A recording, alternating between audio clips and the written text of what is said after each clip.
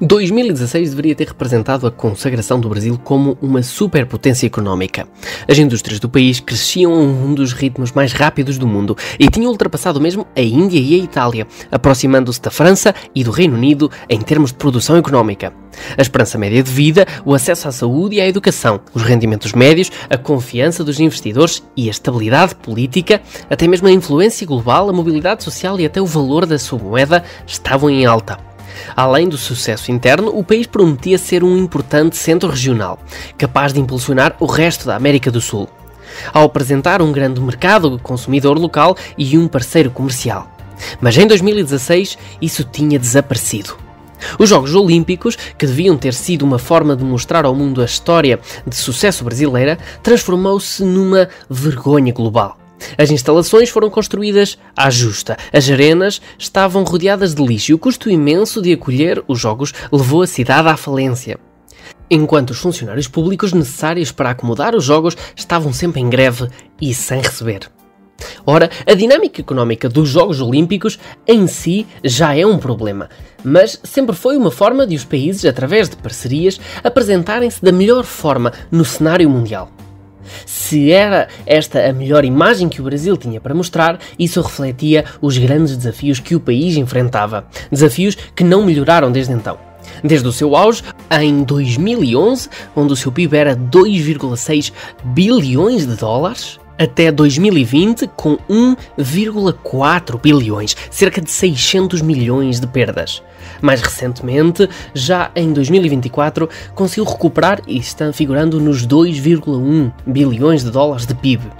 E estas flutuações e perdas têm um impacto tangível em todas as outras melhorias que o país fez durante os anos 2000. O Brasil tem também sido assolado por escândalos de corrupção e manchado pela instabilidade política, o que tornará a recuperação desse sucesso ainda mais difícil. Então, como é que o Brasil se tornou uma das economias de crescimento mais rápido no mundo? Por que é que tudo colapsou tão rapidamente e, por fim, o país tem alguma hipótese de reviver o sucesso do início dos anos 2000? Bem, é mesmo isso que vamos ver hoje. Bem-vindo a mais um vídeo da WBW Economia e Sociedade. A economia moderna do Brasil tem sido definida pelos desafios que teve de superar e que, mais recentemente, culminaram nos anos 90. O início dos anos 90 viu o Brasil enfrentar o grande obstáculo da hiperinflação, que atingiu 56%, só em janeiro, 73% em fevereiro e 84% em março desse mesmo ano.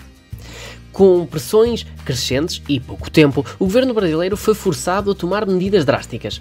Congelou os preços, abriu investimentos e comércio e, em última análise, tomou a decisão de privatizar certas indústrias que tinham se tornado altamente ineficientes, permitindo assim que a produtividade fosse incentivada. Outra medida a notar no Parlamento brasileiro foi a proibição da indexação, um sistema que aumentava automaticamente os salários em linha com a inflação. Claro que isto parece um pouco cruel para os trabalhadores, mas o objetivo é travar algo chamado a espiral de salários-preço, em que os salários dos trabalhadores sobem, levando as empresas a aumentar os preços para manterem as rentabilidades. Um aumento geral de preços é inflação, o que, por sua vez, aumenta automaticamente os salários, repetindo todo o ciclo e levando a uma espiral de salários e preços a aumentarem, sem nunca dar um aumento no poder de compra real às pessoas. É importante notar que todas as economias têm salários a subir para acompanhar as medidas inflacionatórias, pelo que uma espiral de salários-preço pode acontecer sem indexação, mas esse não é o problema aqui. O problema é que quando um sistema, como a indexação do Brasil, automatiza estas mudanças drásticas, torna todo o processo muito mais rápido e difícil de controlar. Depois de fazer estas alterações, o Brasil passou para uma outra fase, a chamada Plano Real, ancorando a economia a uma unidade de conta separada e distinta para refletir os preços relativos, uma vez que a moeda tinha perdido a sua função porque os preços normais estavam a aumentar demasiado depressa. Em 1994, após uma série de perdas inflacionatórias devastadoras, o governo do Brasil introduziu uma nova moeda, o real. Esta não foi a primeira vez que a moeda foi substituída, assim desde que o país obteve a sua independência.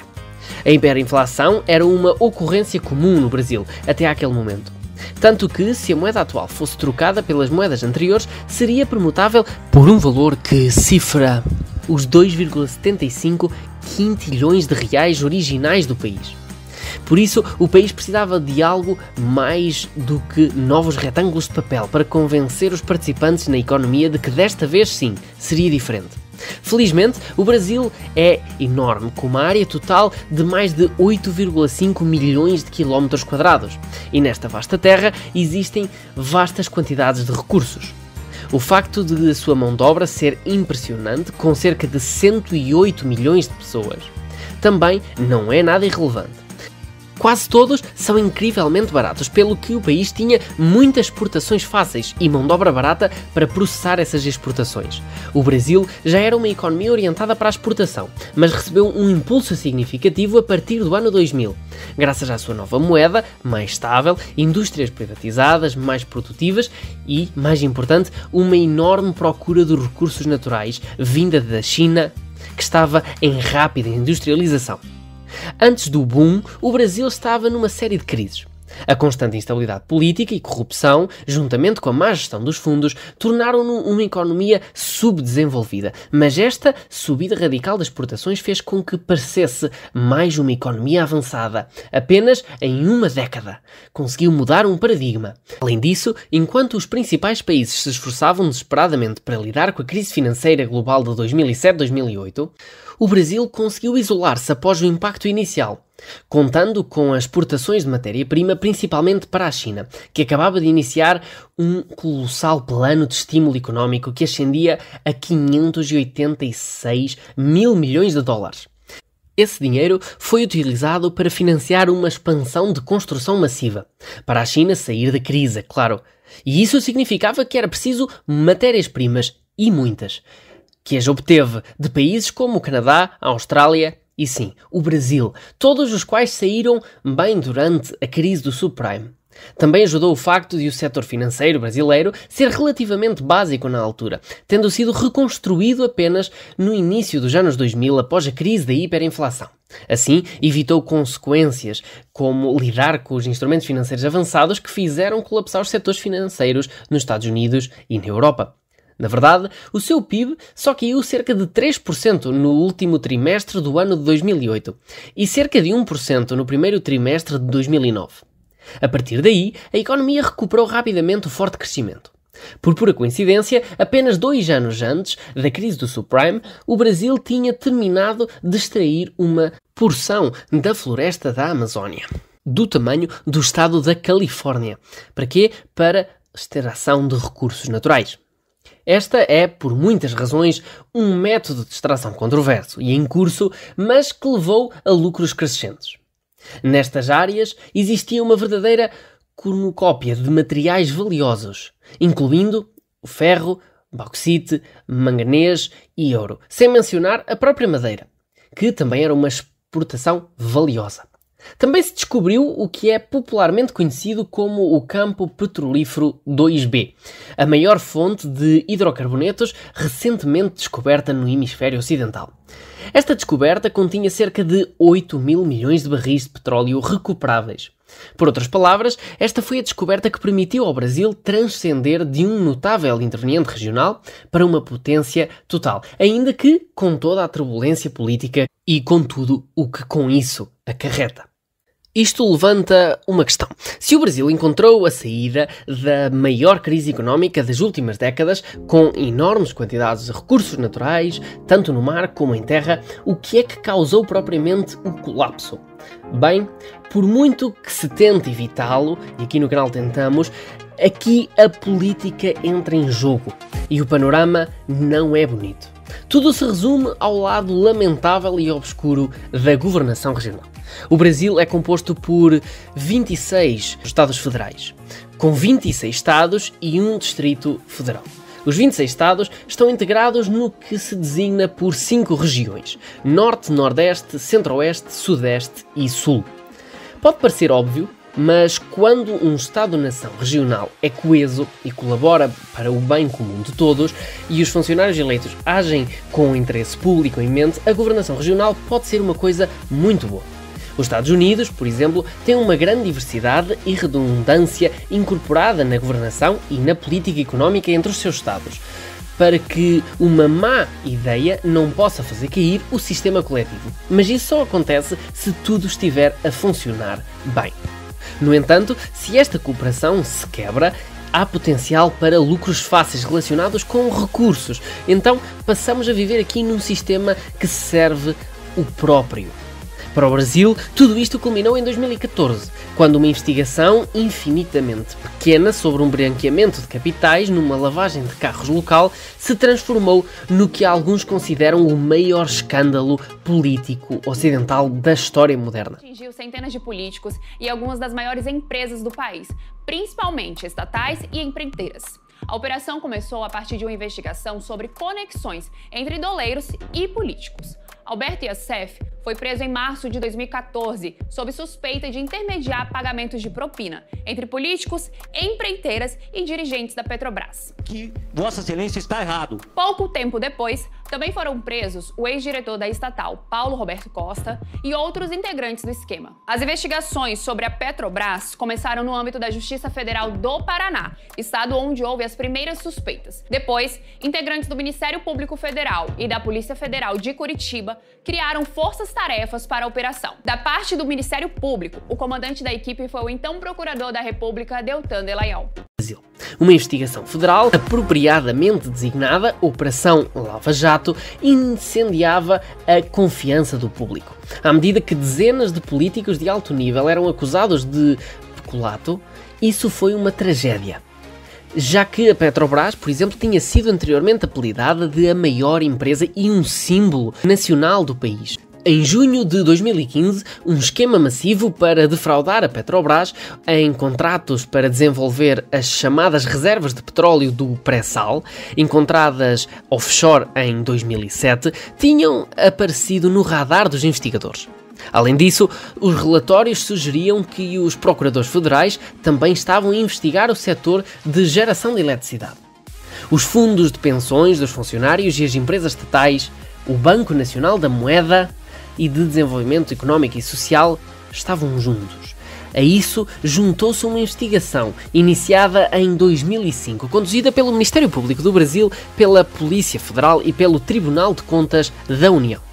O caso do Mensalão envolveu cerca de 43 milhões de dólares americanos desviados dos bolsos dos contribuintes. E, após novas investigações, descobriu-se que tanto dinheiro tinha sido roubado que a perda da confiança apenas na Petrobras fez com que o PIB brasileiro caísse 0,75% em 2015. Alegadamente, cerca de 2,1 mil milhões de dólares foram redistribuídos desta forma para o ganho pessoal dos operadores do esquema e para financiar campanhas de dezenas de políticos. O ex-diretor de refinação e abastecimento da empresa confessou ter recebido subornos e concordou em pagar 23 milhões de dólares. A torrente de casos de corrupção que surgiram diariamente não só minou a estabilidade interna, mas também a confiança internacional no país como um lugar para investir e fazer negócios. Os problemas continuaram quando este evento coincidiu com uma queda nos preços das commodities, o que abrandou ainda mais o país e mostrou que o Brasil só se aguentava por ser capaz de exportar matérias-primas para as economias que estavam a construir. Isto está intimamente ligado com a posição desta economia no mundo, uma posição de venda de produtos sem grande valor acrescentado, de recursos naturais principalmente. Comparando com o Canadá, a Austrália, a Rússia, por exemplo, o Brasil não tem rotas marítimas direta para a Ásia sem atravessar a passagem de Drake, a rota marítima mais perigosa e agitada do mundo, ou passar pelo canal do Panamá, que se tornou muito caro com a autoridade a aumentar significativamente as portagens, mesmo antes de a crise da água ter começado. Quando os preços das commodities estavam altos e as margens eram saudáveis, esta despesa extra não era um grande problema. Mas quando caíram, os recursos brasileiros foram os primeiros a ser cortados. Isto nem sequer aborda o outro elemento principal em causa. A paisagem brasileira é vasta, com recursos igualmente vastos, mas isso em si tem um custo. É mais fácil e muito mais barato transportar matérias-primas através de desertos ou tundras, como a Austrália, o Canadá e a Rússia, mas é muito mais difícil transportar coisas através de uma densa floresta tropical. É também um problema quase impossível de resolver. Vários governos têm feito esforços para aumentar a desflorestação, mas isso acarreta outro custo, considerando que qualquer esforço para expandir as zonas da Amazónia é muitas vezes recebido com uma reação global contra, devido ao impacto ambiental que a própria floresta da Amazónia tem no mundo.